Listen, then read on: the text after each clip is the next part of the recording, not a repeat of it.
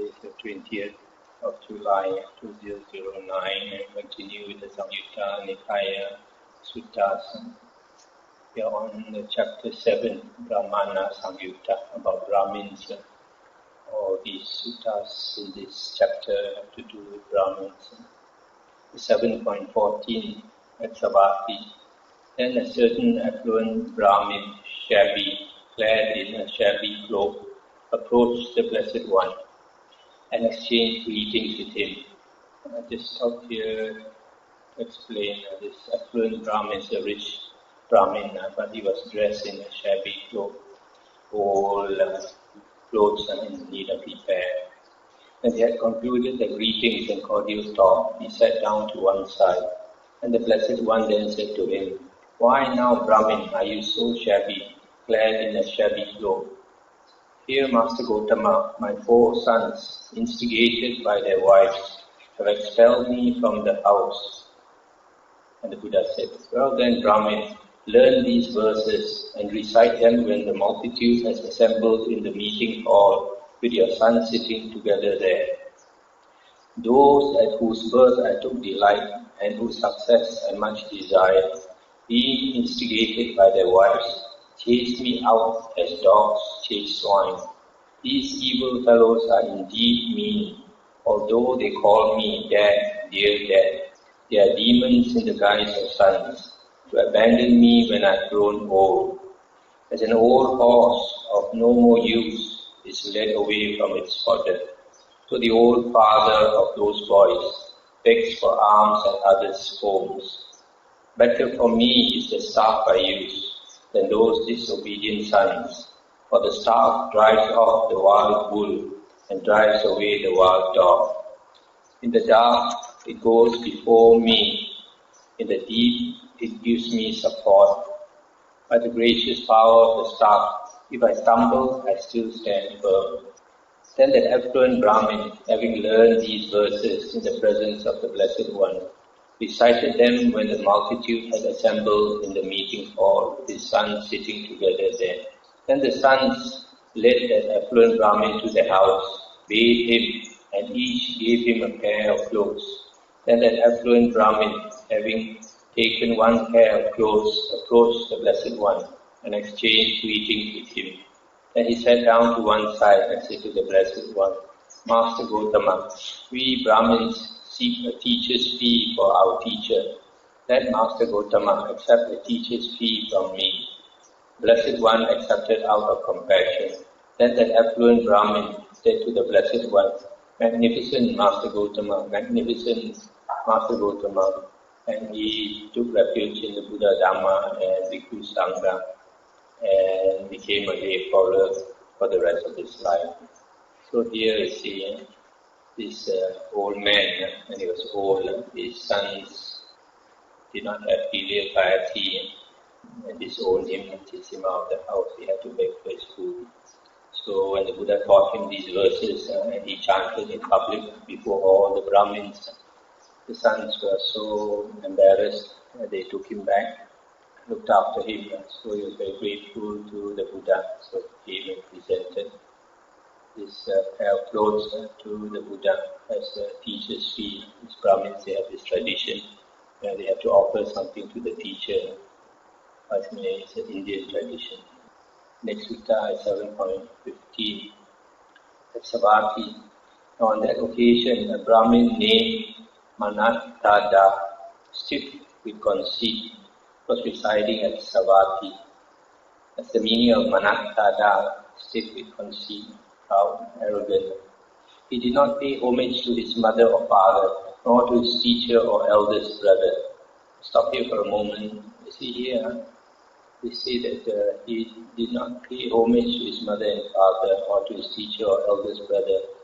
That means it was an Indian tradition for a person to bow to the mother and father, to the teacher and the elder brother and all that. And this tradition has come down to Buddhist countries. In Thailand, they also, children bow to the parents and to the teachers. On that occasion, the Blessed One was teaching the Dhamma surrounded by a large assembly. Then it occurred to the Brahmin Manattada This ascetic Gautama is teaching the Dhamma surrounded by a large assembly. Let me approach him. If the ascetic Gautama addresses me, then I will address him in turn. But if he does not address me, neither will I address him.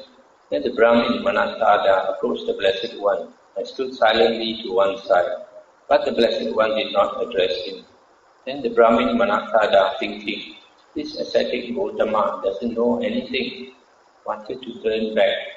But the Blessed One, having known with his own mind the reflection in the Brahmin's mind, addressed the Brahmin Manasada in verse. Fostering of conceit is never good for one keen on his welfare, Brahmin. You should instead foster that purpose because of which you have come here. Then the Brahmin Manasada, thinking, the ascetic Gautama knows my mind, prostrated himself right there with his head at the Blessed One's feet. He kissed the Blessed One's feet, stroked them with his hands, and announced his name thus, I am Manasada Master Gautama. I am Manasada Master Gautama. Then that assembly was struck with amazement, and the people said, it is wonderful indeed, sir. It is amazing indeed, sir. This Brahmin Manasada does not pay homage to his mother and father, nor to his teacher or eldest brother. Yet he shows such supreme honor towards the ascetic Gautama. Then the Blessed One said to the Brahmin Manasada, enough, Brahmin.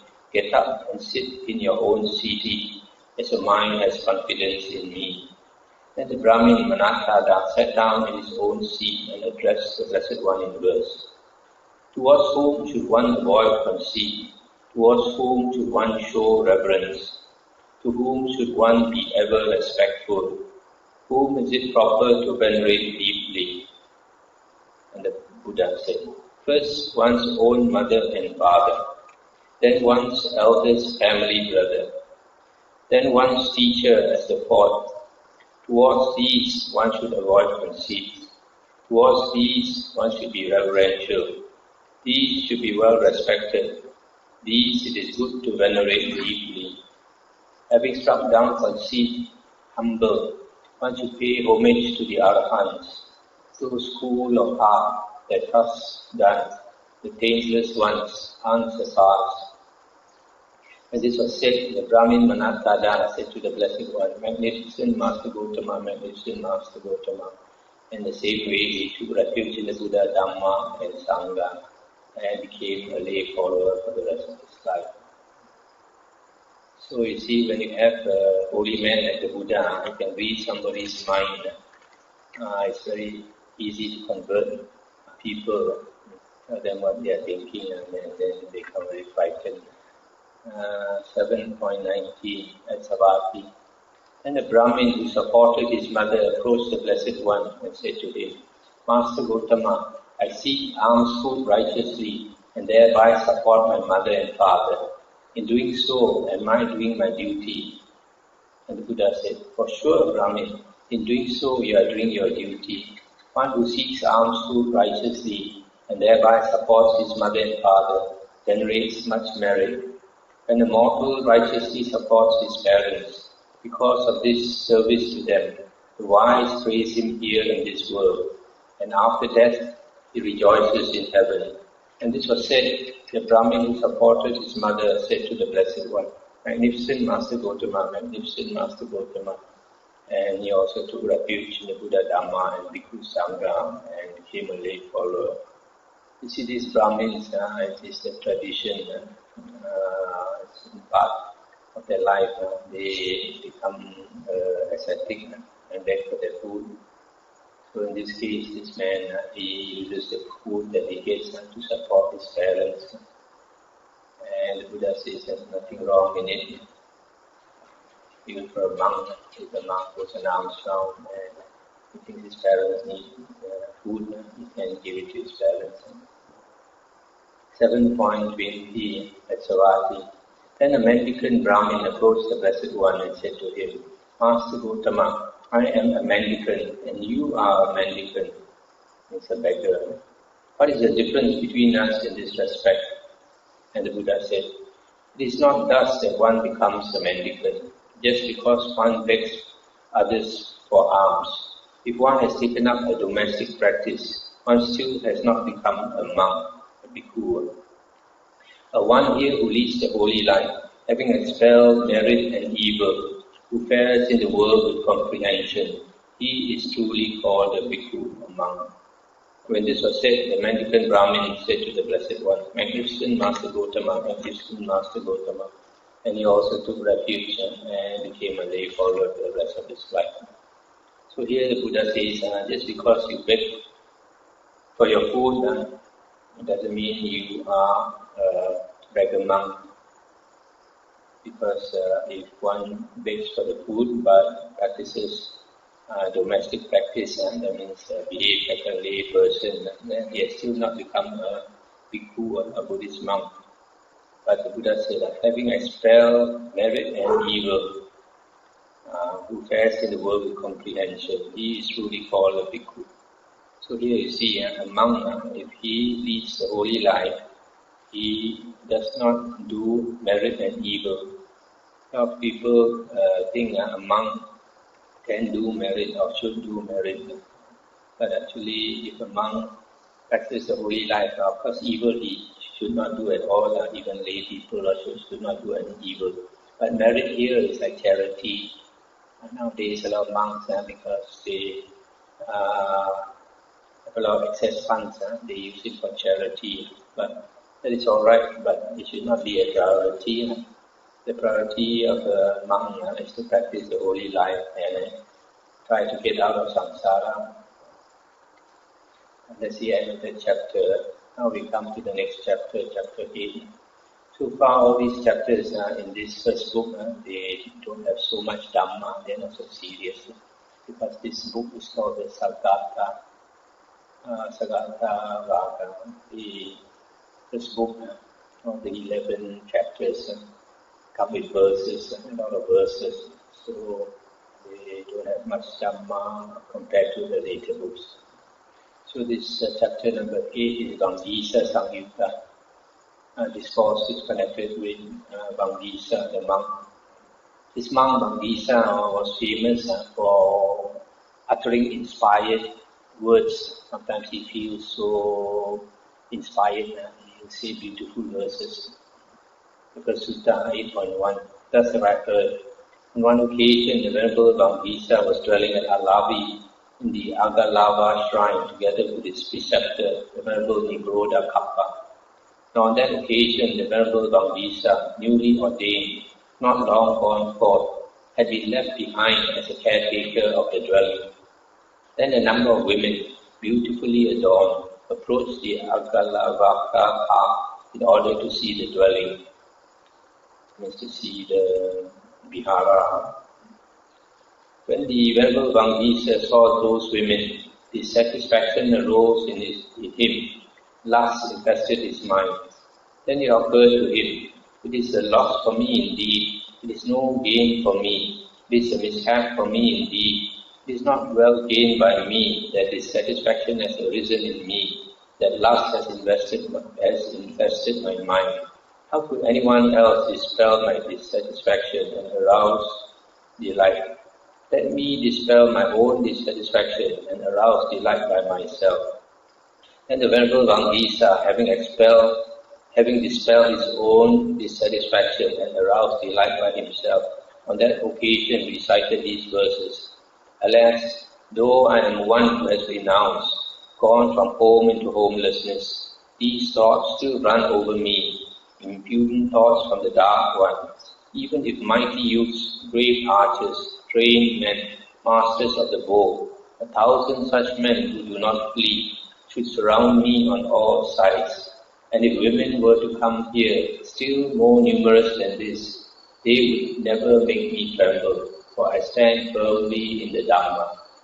I have heard this as a witness from the Buddha, kinsman of the sun. The path leading to Nibbana, that is where my mind delights. If while I am dwelling thus, you approach me, evil one, I will act in such a way, O death, that you won't even see my path. The end of the sutta. So here, this Venerable Vangisa, when a lot of beautiful women came, he had all these sensual thoughts. And then he realized nobody can help him except himself. So he made a great effort to dispel those sensual thoughts. In the Majjhima Nikaya, there are some suttas that deal with this, how to dispel these asavas, these uncontrolled mental outflows. So, to the sutta, there are few examples given. Like one is to think of something else, and another one is to think of the unwholesomeness of those sensual thoughts, the bad effects of those sensual thoughts, and various other ways. So, because he understood the Dhamma, that's why understanding the Dhamma is very important. If we don't understand the Dhamma, then we don't have right view, and if we don't have right view, we are influenced by all this.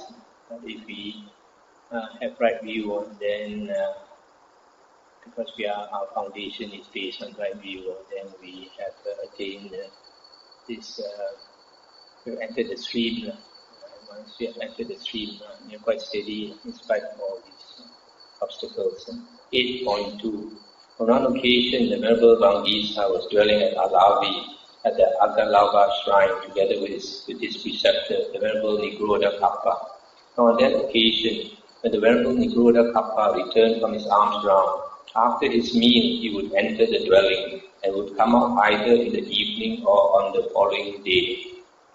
I stop here for a moment. You see, this Venerable Vangisa's preceptor, Venerable Nigroda Kappa, was an Arahant, so he constantly abides in meditation. So he goes out in the morning on his alms round, then he comes back, have his meal, either alone or with the other monks. Then he will enter his kuti, his dwelling, and he will meditate the whole day. And he'll only come out either in the evening if there's a Dhamma discussion or the next day. Now on that occasion, dissatisfaction had arisen in the Venerable Vangisa. Lust had infested his mind. Then it occurred to the Venerable Vangisa, it is a loss for me indeed. It is no gain for me. It is a mishap for me indeed. It is not well gained by me that dissatisfaction has arisen in me, that lust has infested my mind. How could anyone else dispel my dissatisfaction and arouse delight? Let me dispel my own dissatisfaction and arouse delight by myself. Then the Venerable Vangisa, having dispelled his own dissatisfaction and aroused delight by himself, on that occasion recited these verses. Having abandoned discontent and delight and household thoughts entirely, one should not nurture lust towards anything. The lustless one, without delight, he is indeed a bhikkhu, a monk. Whatever exists here on earth and in space, comprised by four, included in the world, everything impermanent decays. The sages fair have pierced this truth. People are tied to their acquisitions, their attachments, to what is seen, heard, sensed, and felt. Dispel desire for this, be unstirred. They call him a sage who clings to nothing here. Then those caught in the 60, led by their own thoughts. There are many such among the people who have settled on wrong doctrine, who would not join their faction anywhere, nor utter corrupt speech. He is a bhikkhu, proficient, long trained in concentration, honest, discreet, without longing. The sage has attained a peaceful state, depending on which he bides his time, fully quenched within himself. So here is inspired verses, very interesting. This Venerable Vangisa on that occasion should have been quite young to be constantly troubled by lustful thoughts. 8.4. On one occasion, the Venerable Ananda was dwelling at Savatthi in Jeta's Grove, Naka Pindika's park. Then in the morning, the Venerable Ananda, dressed and taking bowl and robe, entered Savatthi for alms to the Venerable Vangisa as his companion. Now on that occasion, dissatisfaction had arisen in the Venerable Vangisa. Lust had infested his mind. Then the Venerable Vangisa addressed the Venerable Ananda in verse. I am burning with sensual lust. My mind is engulfed by fire. Please tell me how to extinguish it out of compassion, O Gautama. The Venerable Ananda said, It is through an inversion of perception that your mind is engulfed by fire. Turn away from the sign of beauty, provocative of sensual lust. See formations as alien, as suffering, not as self. Extinguish the great fire of lust. Don't burn up again and again. Develop the mind on powerless, one-pointed, well-concentrated. Apply your mindfulness to the body. Be engrossed in revulsion. Develop meditation on the signless and discard the tendency to conceive. Then, by breaking through conceit, you will be one who fares at peace. This Venerable Ananda may have the same, probably have the same preceptor as this Venerable Vangisa. Her name is the Venerable Nigoda Kappa. I think was the preceptor of both of these monks. That's why they were living together. So Venerable Ananda, being more senior, was walking in front. So this young monk was asking Venerable Ananda to help him how to dispel his sensual lust. So Venerable Ananda told him, it is a matter of perception. We see something as beautiful, then lust arises. But you perceive something as unattractive, then there is no lust will arise. Repulsion instead will arise. So Venerable Ananda also asked him to keep his mind one-pointed and well-concentrated. Actually, this sensual lust is a problem with a lot of people on the spiritual path. That's why the Buddha taught the first type of meditation was the 32 parts of the body, what the Chinese call Puching Guan, meditation on the unattractiveness of the body, to recite the body parts one by one and to contemplate the head, hair, body, hair, nails, teeth, skin, flesh, sinew, bone, marrow, kidney, heart, liver, midriff, spleen, lung, bowel, entrail, gorge, dung, brain, bowel, phlegm, pus, blood, sweat, fat, tear, grease, snot, oil of the joint, urine. So if you recite these 32 parts slowly, and then you can contemplate them one by one, so that you can see a human being as made up of all these parts, which are not so attractive after all. And if you want to practice concentration of mind, then you recite them fast. So this type of chanting is very useful. So, for example, when you lie down and you want to fall asleep, keep chanting. The next sutta is 8.7. On one occasion, the Blessed One was dwelling in Savatthi, in the eastern part, in the mansion of Vara's mother, together with a great sangha of monks, with 500 monks, all of them arahants. On that occasion, the Upusaka day of the 15th, the Blessed One was sitting in the open, surrounded by the Bhikkhu Sangha, in order to hold the Brahmana. Stop here for a moment. Upusaka day is the day when the monks recite the precepts. In the lunar calendar, it's the 15th day of the lunar calendar, and also the 30th day of the lunar calendar, a month, or if there's no 30th, 30 days, it's 29 days. But this is if we take the lunar calendar in terms of months. Like in India, they take it as a fortnight, every fortnight, and then it's the 15th is the 15th, and then the 30th is considered to be the 15th day of the fortnight. It is the 29th day, and then it's the 14th day of the fortnight. So this Pavarana is an invitation, and this is only done once a year. After the rains retreat, in India there are 3 seasons. The rainy season, followed by the winter season, and which is followed by the summer season. And 3 seasons, each season has 4 months.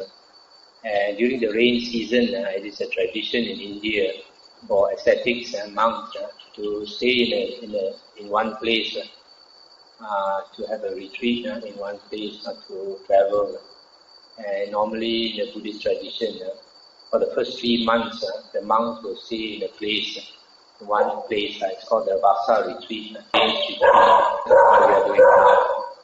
And then the last month, the 4th month of the rains, the time when the monks look for ropes, and they look for ropes cloth, look for the cloth to make a rope. So this Pavrana is held on after the 3 months rains retreat. Then on this rains retreat begins the day after the full moon day in July. So it lasts up to the 15th, the full moon day of October. So on the full moon day of October, they have this Pavrana. Instead of reciting the precepts, they recite the Pavrana, which is an invitation. And that means each monk will invite the other monks to criticize him if he has done anything wrong, or they suspect him to do anything, have done anything wrong during the 3 months.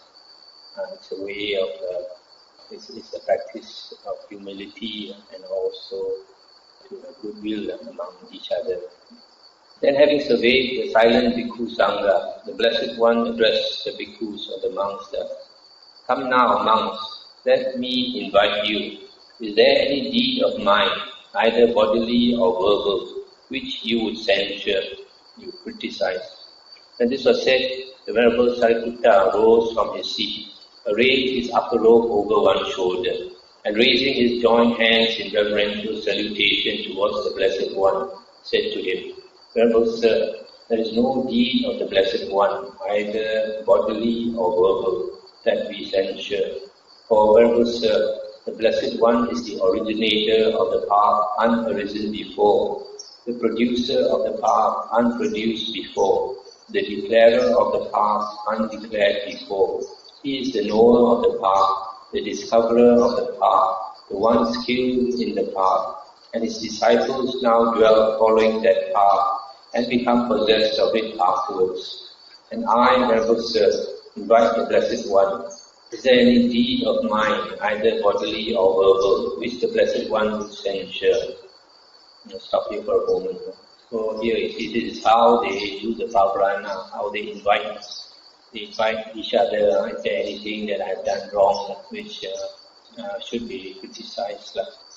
So when the Buddha invited, the Venerable Sariputta, being the senior most disciple, the most respected disciple, the right-hand disciple of the Buddha, that he represented the Sangha by saying there is nothing in the Blessed One and the Buddha that is worthy of censure, criticism. Then he in turn asked the Buddha whether he had done anything wrong, and the Buddha said, "There is no deed of yours, Sariputta, either bodily or verbal, that I censure. For you, Sariputta, are wise, one of great wisdom, of wide wisdom, of joyous wisdom, of swift wisdom, of sharp wisdom, of penetrative wisdom. This as the eldest son of a wheel-turning monarch properly keeps in motion the wheel of sovereignty, set in motion by his father. So do you, Sariputta, properly keep in motion the wheel of Dhamma set in motion by me." I'll stop here for a moment. You see here how the Buddha praises Sariputta.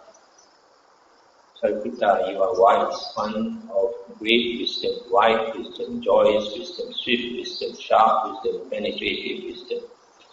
And also says that Venerable Sariputta keeps turning the wheel of Dhamma exactly like the Buddha himself. So you see, the Buddha always praises the Venerable Sariputta, whereas in the later Mahayana books, it's a reverse. They try to belittle the Venerable Sariputta, but he represents the Arahant. And then Venerable Sariputta said, "If, Venerable Sir, the Blessed One does not censure any deed of mine, bodily or verbal, does he censure any deed, bodily or verbal, of these 500 monks?" And the Buddha said, "There is no deed, Sariputta, bodily or verbal, of these 500 monks that I censure. For of these 500 monks, Sariputta, 60 monks are triple knowledge bearers. 60 monks are bearers of the 6 direct knowledges.